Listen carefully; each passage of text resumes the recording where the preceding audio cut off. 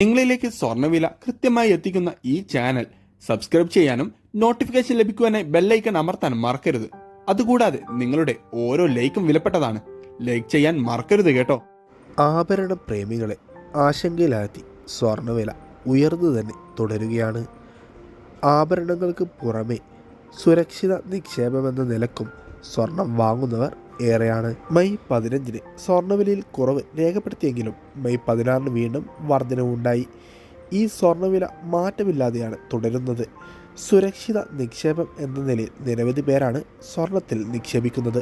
സംസ്ഥാനത്ത് വിപണിയിൽ മാറ്റം രേഖപ്പെടുത്തിയില്ല. ഇന്നലത്തെ അതേ വിലയിലാണ് വിപണി ഇന്ന് മുന്നോട്ട് നീങ്ങുന്നത്.